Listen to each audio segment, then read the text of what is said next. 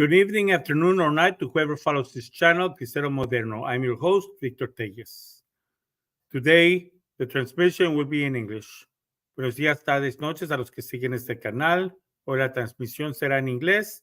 El año pasado ya la subí en español. Posteriormente subiré aquí abajo el enlace para que los que quieran verlo en español puedan verlo. Empezando mañana estaré viendo los libros de proverbio bilingüe, pero hoy voy a ver el capítulo 7 en inglés para poner al corriente a los de habla inglesa, y ya mañana los proverbios los veremos en español. Okay, today we will look at Proverbs 7 in English. Starting tomorrow, whenever we look at Proverbs, it's going to be bilingually. You'll see the Spanish-speaking community, we've read up to chapter 7 already. We were about to start chapter 8. But I figure it would be a good idea to bring up the English-speaking community up to par to where the Spanish-speaking community is as far as the book of Proverbs is concerned. And from then, we're going to move on and do the rest of the book of Proverbs bilingually. Ahora, having said this, we're going to look at the book of Proverbs. Join me as we read through it. Now, I always like to give my study from the Bible, giving a brief explanation of what the book is. The book of Proverbs, written by King Solomon, is one of what we call the sapiential books. The Hebrews like to call it, the Jewish people like to call it one of the Nebim, for that as a second letter from the word Tanakh. It was originally written in Hebrew almost 3,000 years ago, and today it's still as relevant as it was then. Let's continue. Now, having said this, let's dive right in and look at what the book of Proverbs, chapter 7, has to say for us. Okay, for today, I'm going to look at it through the NIV. You see, what I tend to do, brothers and sisters, is that when I'm about to look at a particular part of the Bible, I look at the different verses and at the same time the Hebrew. And I have started that whichever one is a better translation, and that's the one I use for the particular. Usually the Dway Rhymes is the better version of the Bible, of an English-speaking Bible. But in this case, the Dway Rhymes translates the book of Proverbs, chapter 7, better than the Dway Rhymes does. The King James Version, I stay clear from the Dway Rhymes. I mean, not the Dway Rhymes, excuse me. I stay clear from the King James Version because the King James, when it was translated out of political duress. So it had a particular political persuasion. So it is not necessarily properly translated. So I avoid the King James Version. Plus, the KJV, they change it up all the time. They keep switching it back and forth to the point where they even have a revised version. Revised means altered. So I try to avoid the KJV as much as possible. I usually prefer the Catholic Bibles, and every now and then the NIV will have an okay translation of the original Hebrew. Without further ado, let's begin reading what this Proverbs chapter 7 has to tell us. My son, keep my words and store up my commands within you. Keep my commands and you will live. Guard my teachings as the apple of your eye. In other words, the word of God, the teachings of the wisdom that we learn through God. We need to cherish it. In Hebrew, it literally says that um, treasure it like the apple of your eye. Not just keep it, not just guard it, treat it as a treasure that it is. Keep my commandment. And why? It also says today, verse 2. If you keep the commandments, you will live. Notice that it is about, it starts out like a father giving advice to his children. Let's remember that the first commandment that actually has a promise is honor your father and mother, for thus your days will be long upon the land.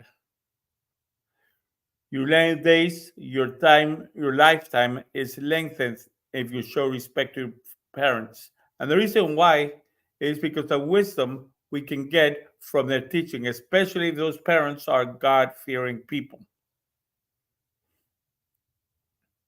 If we decide to disobey them and do things behind the back, guess what? Something's going to catch up with you. If you, for example, decide not to pay attention to your parents and decide to do something behind their back, like maybe an illegal type of business that turns out to be dangerous, you're going to die and without having time to let your parents know what's going on. The respect you show for the things you've learned from your parents, especially if they are God-fearing parents, will keep you alive longer. Therefore, verse 3 tells us, bind them on your fingers, write them on the tablet of your heart, fall in love with them. Memorize. To write something in the tablet of your heart is a Hebraism. It's a Hebrew expression that literally means to memorize them. You see, people wrote on tablets when they didn't want people to forget a particular thing. Tablets made out of clay. They would carve out a message and then put it through an oven, a kiln to harden, and then you would have a record for posterity. Write it in your heart and then put that through clay to make it permanent. Memorize it. Say with to wisdom, you are my sister. Excuse me, I don't know why they keep putting this. Okay, let's begin. Say to wisdom, you are my sister, and to insight, you are my relative. In Hebrew, it says, and to understanding. So say to the wisdom, you are my sister. Become familiarized and tenderly close to wisdom. To understanding, you are my relative. Become familiar with the precepts, with the teachings of God. Make them personal. They will keep you from the adulterous woman and from the wayward woman with her seductive words. You see, if you take the time to properly memorize the word, the teachings of the Lord. And notice here it says, say to the wisdom, you are my sister. We've seen that already when we spoke this Sunday about Pentecost. Actually, we spoke last week about the gifts of the Holy Spirit. If you have wisdom, if you have the gift of the Holy Spirit, you will walk in God's way. You will walk in a way that makes you fear the Lord. And if you fear the Lord, it's not so much about being afraid of him. It's that you will walk in a way so as to please him out of the love that we have for him. If you don't have this love of God, this fear of God, you will not have wisdom. And now, if you have this wisdom, you have what's called prudence, which is acting and speaking when you need to act and speak, the way you need to act and speak in particular ways, in particular moments.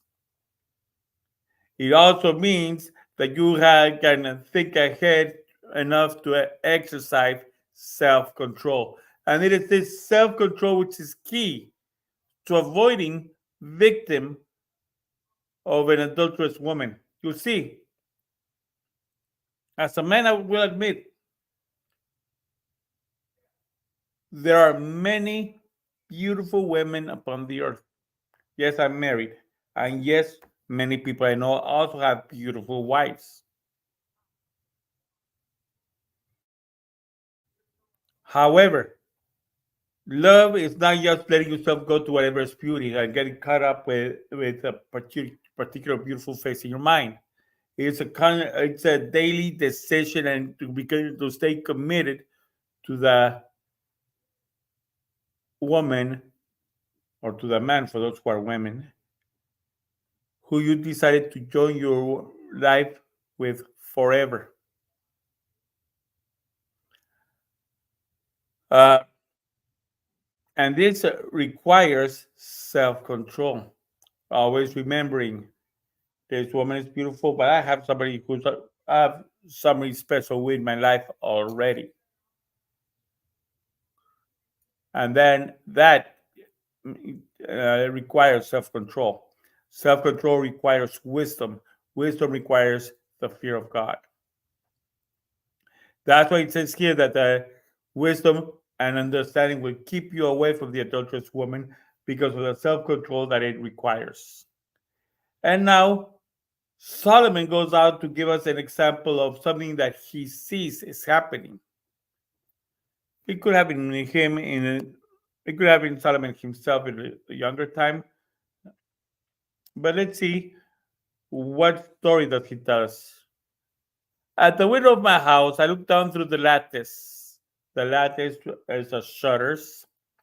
I, at least that's what the word says in Hebrew. I saw among the simple, I noticed among the young men a youth who had no sense. In Hebrew says, I looked upon the lowly from my window, and I saw among the young people a youth that was missing understanding. In other words, people who don't know any better. You see, oftentimes in our culture, in the garbage that we are fed through the media, through soap operas and different things that come out in the movies, and with people having the false concept of what love is, and then the different ideologies that push thousands of garbage nowadays, people think themselves wise when they don't know anything. In the Hispanic culture, there's a machismo attitude. Oh, I'm more of a man because I have many women. No, sir. That makes you less of a man because that means you don't have understanding or wisdom.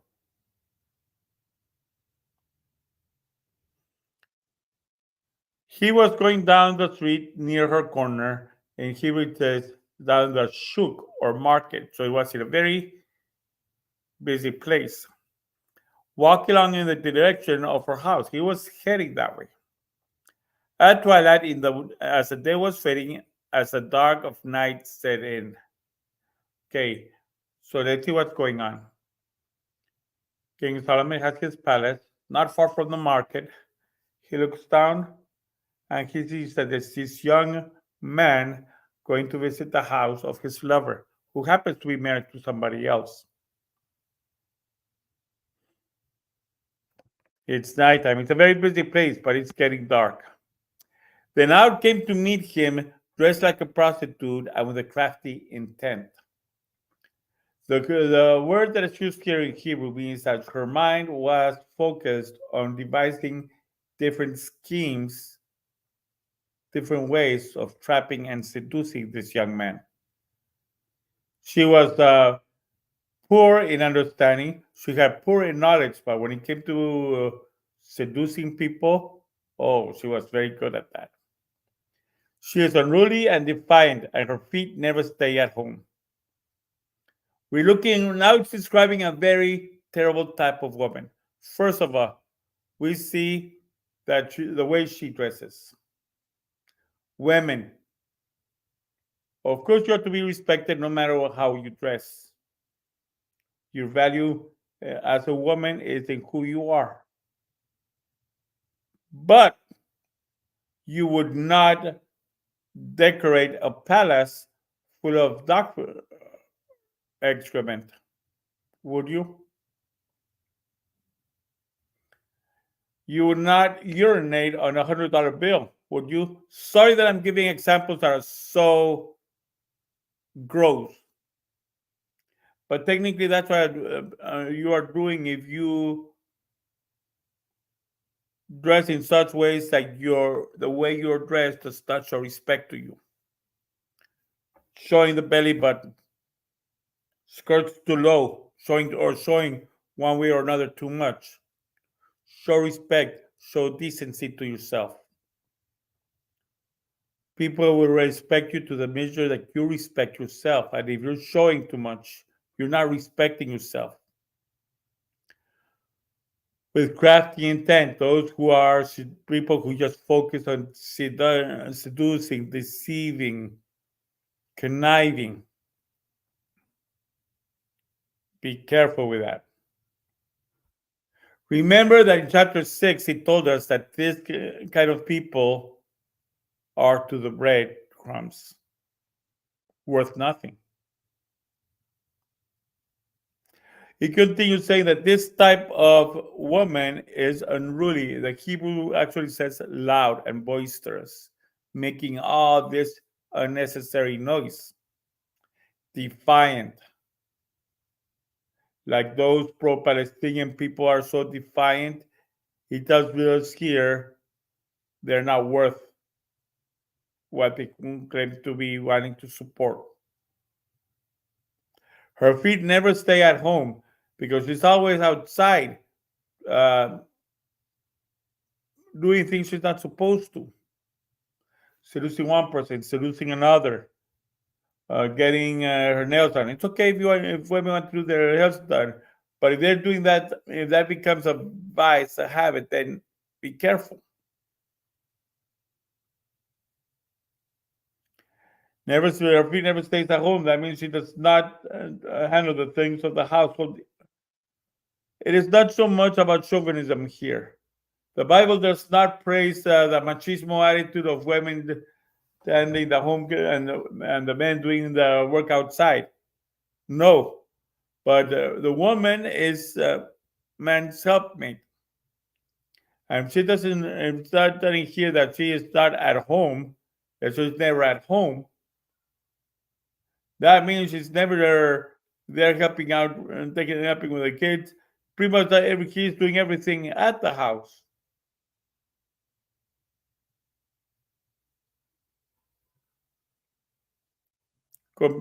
Compare this with what Proverbs 31 says about a woman of valor. She's hardworking. Verse 12. Okay, the woman of valor is hardworking. The woman, this adulterous woman, is not. Now in the street, now in the squares, at every corner she lurks. She's always trying to find somebody to seduce. Even though she already has her husband at home, she's trying to look for somebody to seduce. And what does it say here? She took hold of him and kissed him. And with a brazen face, she said, remember, took hold. In the Hebrew, it actually takes us, she took hold of him firmly. And then she says, what? Today I fulfilled my vows and I have food from my fellowship offering at home. So I came out to meet you. I looked for you and have found you. Oh, today I fulfilled my vows. In the Hebrew, and we see a more clear picture of what it's trying to tell us here. She says she fulfilled her vows. This is talking about a particular ritual Hebrew women went through. It is literally telling us that she had just finished her menstrual cycle. You see, in the Jewish custom, when a woman was in her time of the month, she would avoid any type of relations. Once her bleeding stopped, she would go through a particular ritual, which would include her going to a mikveh and taking a ritual bath to purify herself. And then she would present a sacrifice of communion, which would include taking a lamb, taking it to the temple, cutting the lamb into 4 pieces. One part was burned on the altar. The second part was given to the high priest. A third part was given to the attending priest, and she was to take the 4th part home, which she would use, or anybody doing the sacrifice of communion would use to share in a meal, in a communion meal. That's what in the law of Moses was as a offering of communion. But we see here that she is here telling us that she went through. With this is telling us, number one, her time of the month has just finished. So she is very lustful. She wants to get it going. She just spent 7 days without the company of a man. And now she wants to get it going. It also tells us that this woman had just gone to the temple, but not meaning it. She was going through the motions. She was pretending to be, fearful of the Lord. Oh, I've got to do this with a ritual. This is what my tradition says. But her heart is far away from God, for she is being seduced by her own lust for this young man. How many times do we, many times, those of us who are present in the temple, we're over here thinking that we're here, that we are that we're sometimes something holier, or it happens a lot. People active in the church start looking down at people who are not active, and they think that they're better than society just because they're going to church. But what's this telling us? No.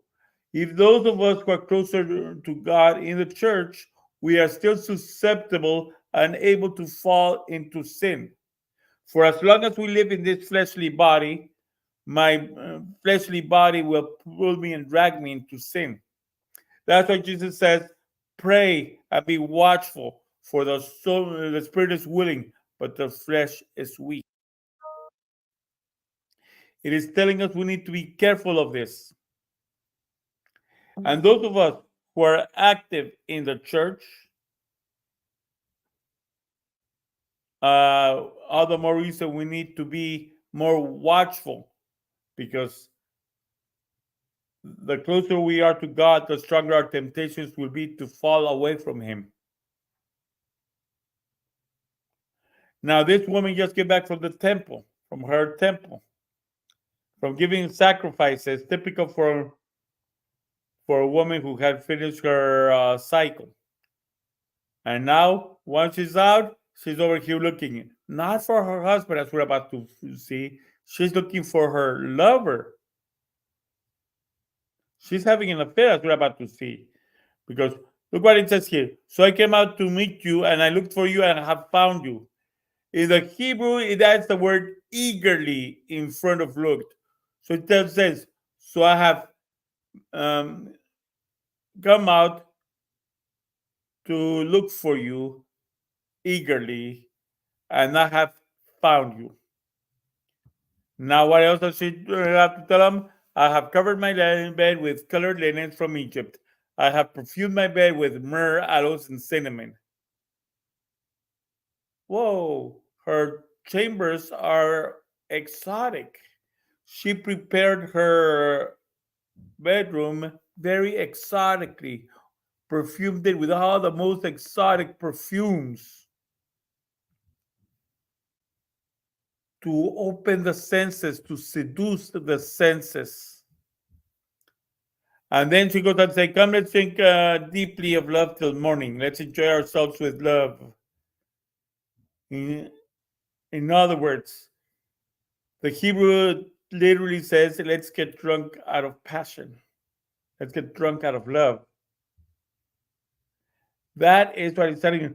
So she goes out, kisses him passionately, and tells him to come over to her house, which she has already prepared, waiting for her lover to come around so she could seduce him with all these scented oils. What else does she say? My husband is not at home. He has gone on a long journey. He took his purse filled with money, and he will not be home till full moon. Now, he's saying, come here, my husband's not home. Let's have a sex party. Notice the sweet talking, how she's talking sweetly, how she is full of lust, and all the ways she is seducing all his senses. And he's even saying that her husband's not going to be home for quite a few days.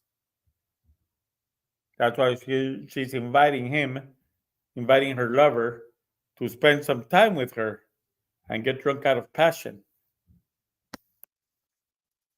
And then after a while, we see now that what were the result of her sweet words? He says, with persuasive words, she led him astray. She seduced him with her smooth talk. In Hebrew, it says she forced him with her smooth talk. Remember, women are our weakness. It's no excuse, but they are our weakness. So it is all the more, it behooves us as men to be so connected and attached to God, so as to avoid falling victim to such gorgeous eyes speaking sweetly to our lowest of senses. All at once he followed her like an ox going to the slaughter, like a deer stepping into the noose. Okay, right away, just all at once. And then Hebrew tells us immediately, at a wink. So he was immediately seduced, jumping at the opportunity of taking this other man's wife and enjoying a night of pleasure with him. And what does it say? He follows her like an ox to the slaughter, and like a deer stepping into a noose.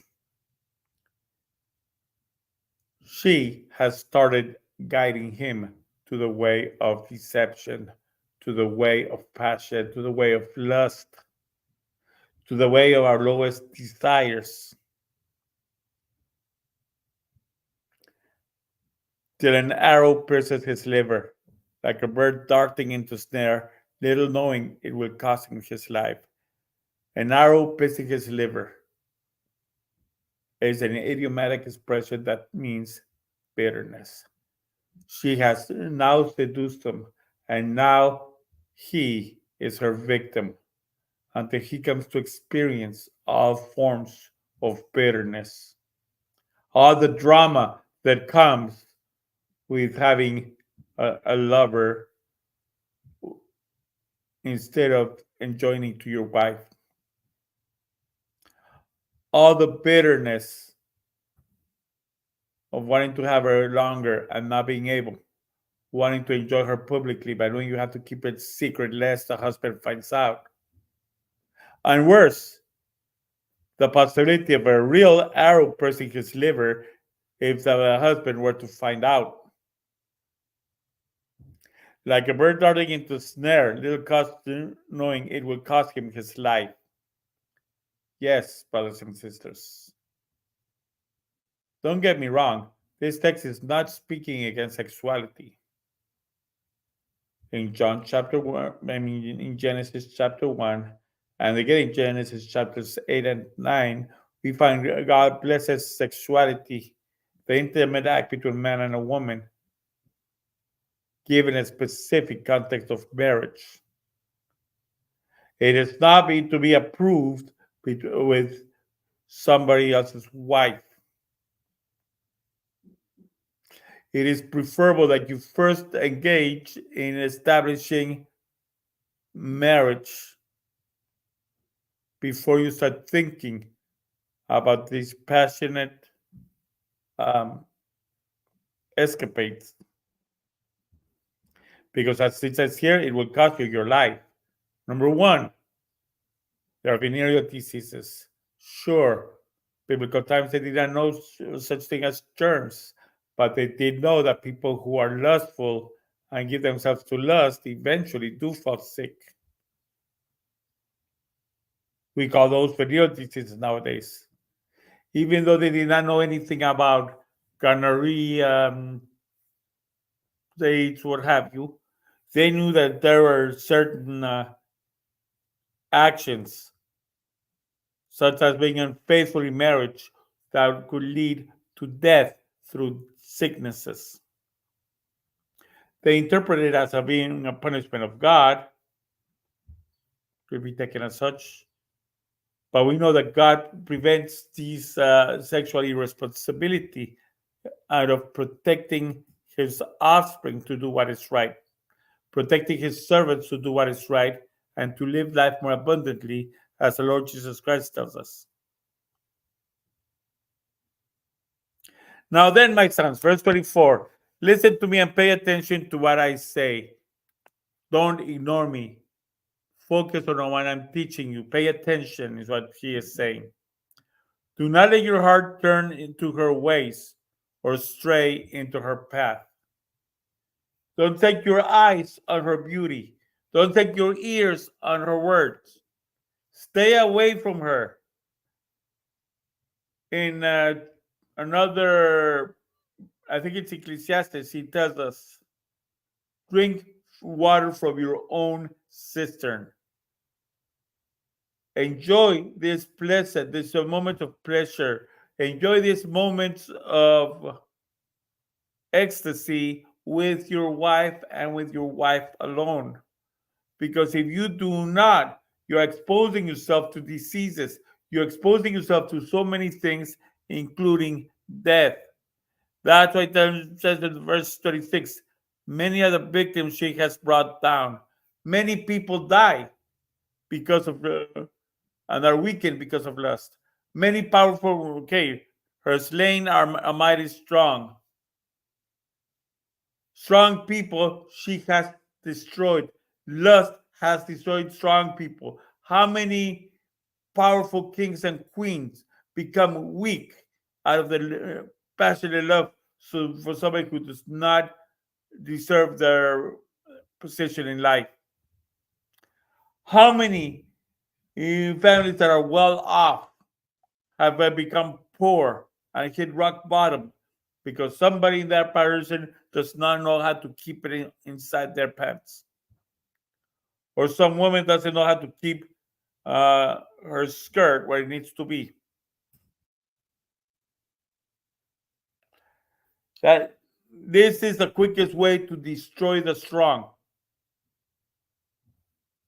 Make them weak with passion for somebody, and then he will do whatever for that particular person, to the point in which all that person's strength and finances are wasted. Her house is a highway to the grave. In Hebrew, a highway to Sheol. Sheol does not translate as grave. I'm sorry. Grave is kever or bet kebura. Right here, the word is Sheol, which is a place of where the dead go to await for their judgment, or as we Catholics like to call it, purgatory, leading them down to the chambers of death. So it's telling us here, first stop is a Sheol, purgatory, right before your judgment. And after your judgment, oh, this guy did not pass the test. So now we see that he was an adulterer. To hell you must go.